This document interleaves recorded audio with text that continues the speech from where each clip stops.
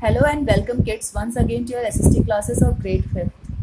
And as you all know, right now we are doing the chapter number 6, the land of hot sand, about Saudi Arabia, in which in the last part of the video we have studied about the changing lifestyle of the people, that now the people are also leading a modern life over there. Their towns and cities, they are well equipped with all the facilities, modern equipments, automobiles, etc. And they are calling the petroleum, they are comparing the petroleum with the gold. They have termed it liquid gold because it is earning them lots of money. Okay, because of the rich petroleum deposits, the country has become rich country and it has made their life standard better.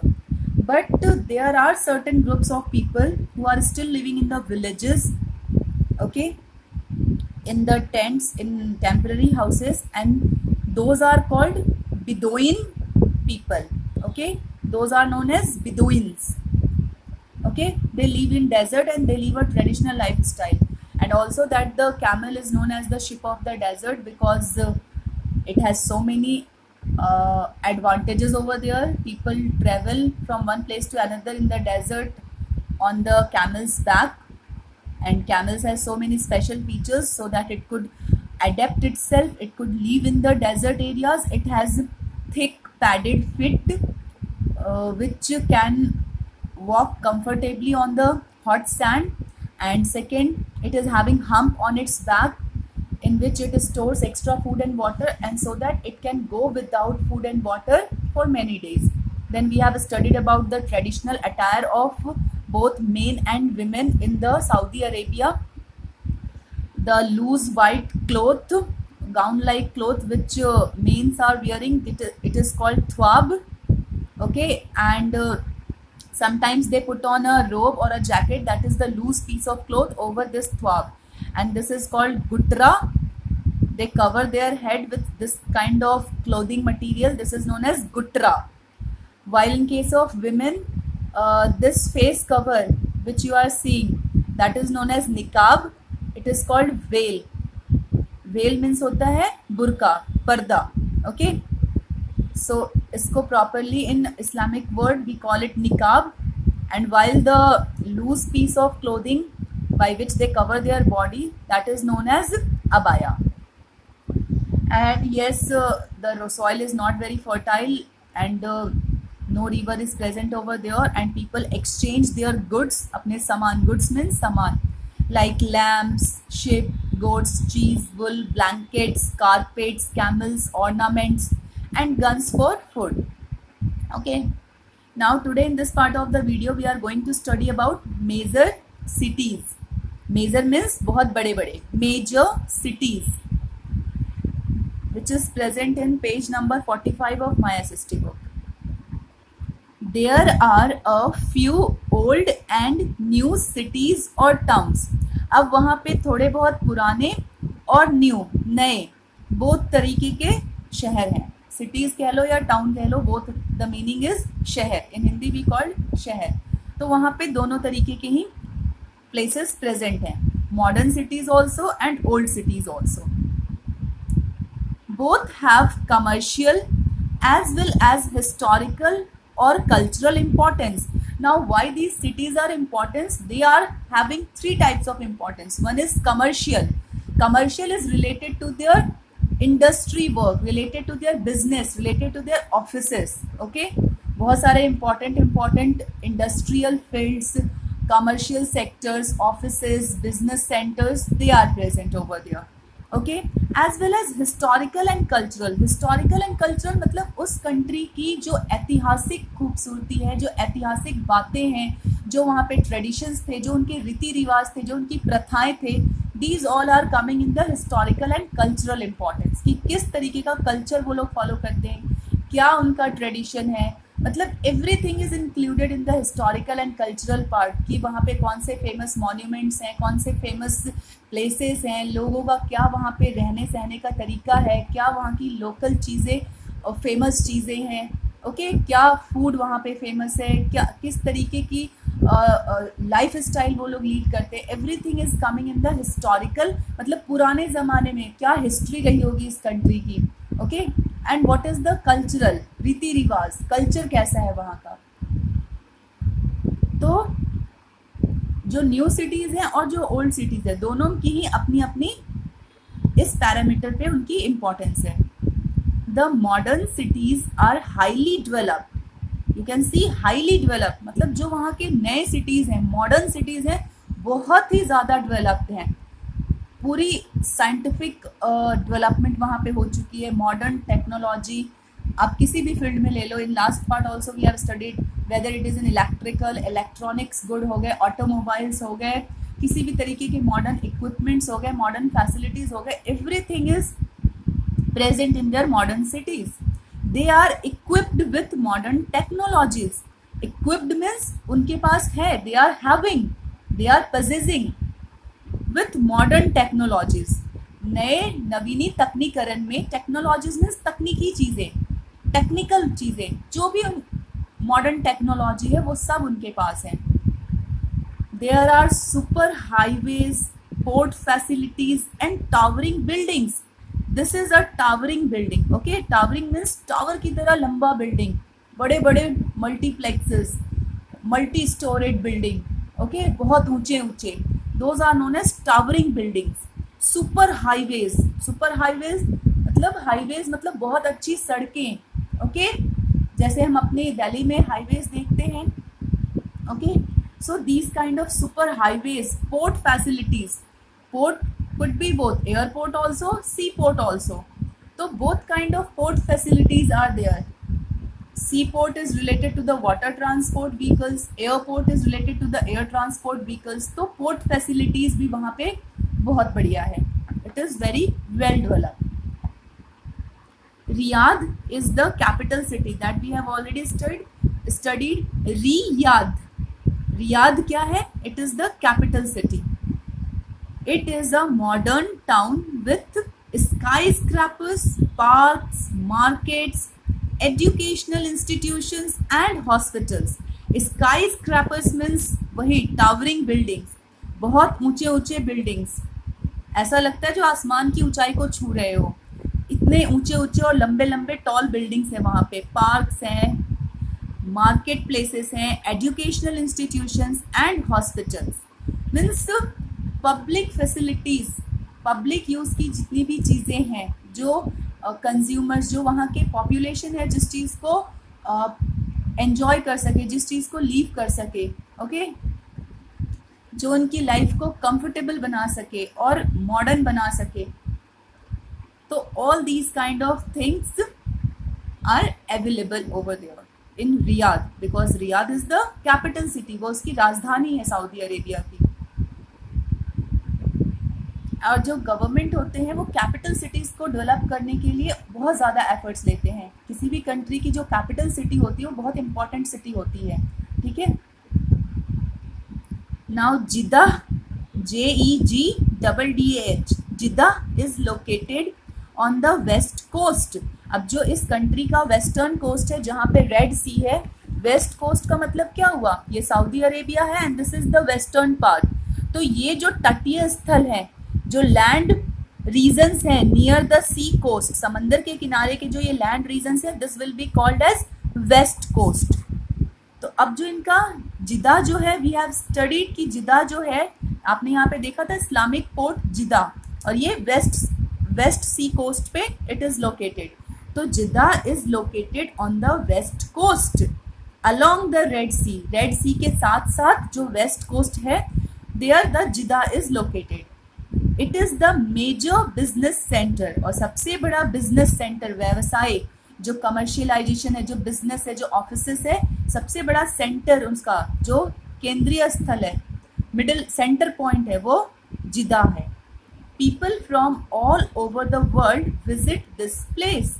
अब जिसको भी business से जो people related है, जिनको business करना है, those who are businessmen, they keep on going from one country to another for their business related activities. So people from all over the world, they visit this place in relation to their businesses. Okay, so this was about the major cities of Saudi Arabia. Now the next subtopic is about Mecca. It is MECCA, मक्का. ऐसे हिंदी में से मक्का कहते हैं, but English में you will pronounce Mecca. This is the biggest holy. Holy means पवित्र. Holy का मतलब होता है पवित्र, pure. Place of Muslims of the world. This is the biggest holy. मतलब अगर मुस्लिमों के लिए सबसे ज्यादा पवित्र स्थल, सबसे बड़ा कोई पवित्र स्थल है, पवित्र जगह है, तो वो मेक्का है. ओके, पूरे वर्ल्ड में अगर कोई वो प्लेस है तो वो है Mecca. It is associated with the prophet Muhammad. It is associated with the prophet Muhammad, the founder of Islam. Now who is prophet Muhammad? He is the founder of Islam. जो मुस्लिमों की इस्लाम धर्म है उसके फाउंडर हैं, उसके खोजकर्ता हैं. और what is the meaning of profit? Profit हम उस लोगों को, उस पर्सन को कहा जाता है जिसे बिलीव किया जाता है, लोग मानते हैं ऐसा कि who is sent by God, जिसे ईश्वर ने भेजा है to teach the people and give them messages from the God. जो लोगों को ज्ञान दे सके, या भगवान ने जो उसे मैसेज दिया है वो लोगों में स्प्रेड कर सके, लोगों को दे सके. ठीक है, स्पिरिचुअल ज्ञान, आत्मीय ज्ञान, ईश्वरीय ज्ञान. तो वैसे लोगों को हम प्रॉफिट कहते हैं. तो ये जो मेक्का प्लेस है ये एसोसिएटेड है, ये जुड़ा हुआ है प्रॉफिट मोहम्मद से. एंड प्रॉफिट मोहम्मद कौन है? वो इस्लाम धर्म के निर्माण करता है, उनके खोज करता है. उन्होंने ही फाउंड किया था इस्लाम धर्म को. Okay, so every year lakhs of Muslims visit Mecca and Medina. So हर साल लाखों मुस्लिम जो है from all over the world वो इस होली प्लेस को विजिट करने आते हैं. That is in Makkah as well as in Medina. Okay, so you can see the file pictures also. It is Mecca, Saudi Arabia, and it is Masjid Al Nabawi. Masjid, MASJID, Masjid ALL, Masjid Al Nab, NAB, Nab, AWI, Nabawi. Speak. You should also speak the difficult terms along with me. Masjid al Nabawi Medina. Okay, तो यहाँ पे जो मस्जिद present है, मस्जिद in English it is called mosque, MOSQUE. Okay, where the Muslim go and offer prayer to their God. तो this मस्जिद is present in Medina. So people love to visit both these places for religious purposes, Mecca and Medina. Now, the government of Saudi Arabia is wisely using its resources to improve the lifestyle of people. अब वहाँ की government, GOVERNMENT, government means वहाँ की जो सरकार है, जो लोग पावर में हैं, पॉलिटिक्स में हैं. तो the government of Saudi Arabia is wisely using its resources. Wisely means बहुत ही अच्छे तरीके से, बहुत ही मतलब प्रॉफिटेबल तरीके से, सोच समझ कर. वाइजली का मतलब है थिंक करके, सोच समझ के अपने रिसोर्सेज को, वहाँ पे जो भी रिसोर्सेज, जो भी नेचुरल रिसोर्सेज उनके पास अवेलेबल हैं, जो कि सबसे पहले हमें पता है they are having vast deposits of mineral oil और क्रूड ऑयल और पेट्रोलियम. ओके, तो उसको बहुत अच्छे से वो यूज कर रहे हैं उन रिसोर्सेज को to improve means to make better the lifestyle of people. लोग वहाँ पे जो जीवन यापन कर रहे हैं, जो जिंदगी बिता रहे हैं, उसको और बेटर कर रही है वहाँ की government. Water is always scarce. Scarce means very less. Scarce का मतलब होता है वेरी लेस. पानी तो हमेशा से वहाँ पे बहुत ही कम है. ओके, वाटर की जो दिक्कत है वो वहाँ पे है. Shortage of water is there. Shortage भी कह सकते हो आप इसको. स्कार्स मीन्स वेरी लेस और shortage of something, in shortage. Sea water is salty. और जो समंदर का पानी है वो नमकीन है. Plants have been constructed to purify the sea water. Now here the meaning of plants क्या है यहाँ? Here the meaning of plants is not the trees, not the plants, green plants. No, यहाँ पे प्लांट्स का मतलब होता है industrial setup. Okay, कारखाने, फैक्ट्रीज, इन सब को भी हम प्लांट कहते हैं. ओके तो यहाँ पे इसका सेंस, इस वर्ड का सेंस इस तरीके से है, related to the industries and factories. तो ऐसे प्लांट्स सेटअप किए गए हैं, कंस्ट्रक्टेड मीन्स बनाए गए हैं, to build to purify the sea water. जो समंदर का पानी है, जो इसको वो प्लांट्स में उसकी रिफाइनिंग होती है, उसकी प्यूरिफिकेशन होती है, so that it could be converted into drinkable water, ताकि उसे पीने लायक पानी बनाया जा सके। क्योंकि नेचुरल वाटर रिसोर्सेज वहाँ पे है नहीं, it is very less. Drinking water जो नेचुरल मीठा पानी होता है वो वहाँ पे it is in very scarce, shortage. तो उन्होंने प्लांट सेटअप करे हैं, फैक्ट्रीज, इंडस्ट्रीज, मशीन सेटअप करे हैं, in which purification of sea water is being done. Many Indians are working in Saudi Arabia. Now you see, बहुत सारे भारतीय भी वहाँ पे काम करते हैं, ओके, जॉब वीजा पे जाके they do job over there in Saudi Arabia. Saudi Arabia has grown into a modern nation. अब ये एक बिल्कुल नया राष्ट्र बन गया है, इसने इतनी डेवलपमेंट कर ली है, या अभी भी still it is developing, so that it has developed into a modern nation. Nation means राष्ट्र. Due to the hard work and efforts of the people. और ये कैसे हुआ है? वहाँ के लोगों की कड़ी मेहनत और हार्ड वर्क और एफर्ट्स, जो उन्होंने प्रयास किए हैं, कोशिशें करी हैं, with their trying nature, hard work, determination. With all this, obviously, if the government, if the people of any country will join their hands and take equal participation in the development of their nation, of their country, so obviously the people over there will be happy and will be leading a comfortable and well settled life. Okay, so this was all about this chapter. Now let's discuss the keywords.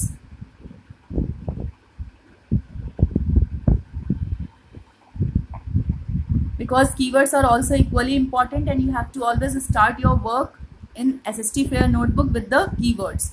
So first is oasis. Oasis is a place in the desert where there is a permanent supply of water. Oasis वो जगह है desert areas में जहाँ पे एक permanent supply, मतलब हमेशा के लिए पानी का सप्लाई रहता है, ओके। और ये नेचुरली अकरिंग प्लेसेस हैं। वैसे तो डेजर्ट एरियाज में there is scarcity of water, but oasis, कुछ ओएसिस फाइंड हुए हैं, पाए जाते हैं डेजर्ट एरियाज में, जहाँ पे नेचुरल वाटर रिसोर्सेज, जो नेचुरल अंडरग्राउंड वाटर होती है, जमीन के नीचे की पानी होती है, itself come to the surface of the land, okay. और वहाँ पे ग्रीनरी होती है, वहाँ पे पेड़ पौधे होते हैं, वहाँ पे ह्यूमन सेटलमेंट होती है, मनुष्यों का बसेरा भी होता है वहाँ पे। तो that a place, such a place is known as oasis. Second is nomad, a person belonging to a tribe which travels from place to place.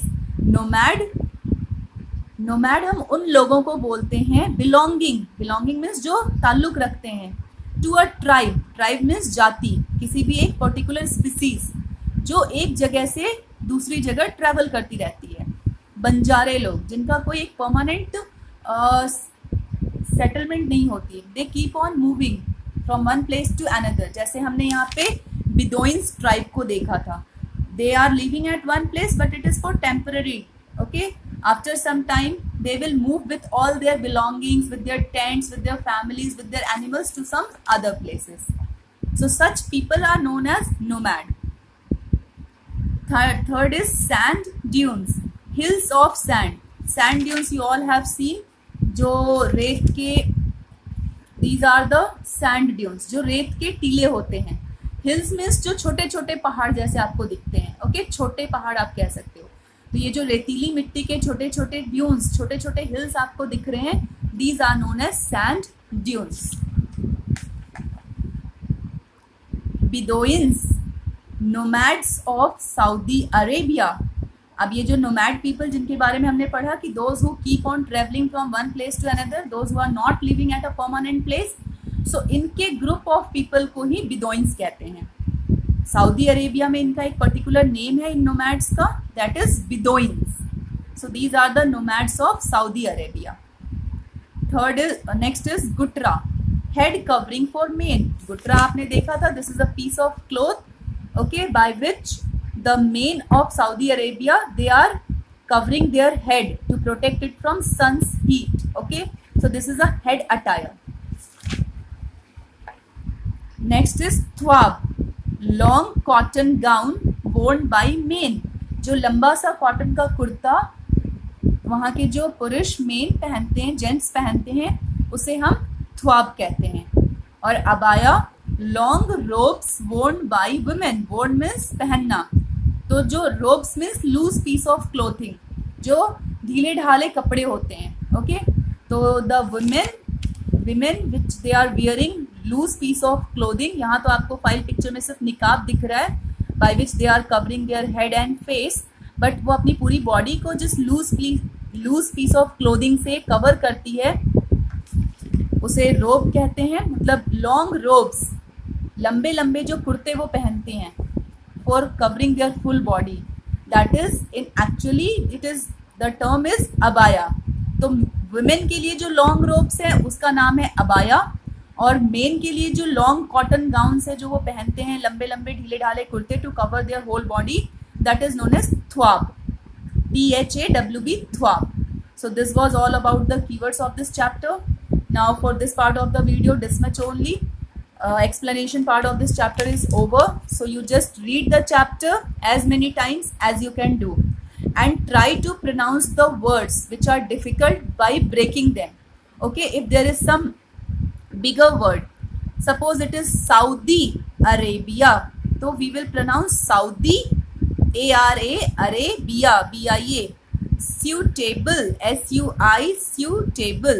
So likewise you can also pronounce. Okay, and you should also maintain your rough notebook in which you are noting down the difficult words along with their meaning. It will also increase your vocabulary. Okay, so little bit extra effort will make your knowledge more enhanced and proper. So that's all for today's class. In the next part of the video we will discussing the book exercises and other things of this chapter, question answers and whatever. So that's all for today's class. Thank you for the class.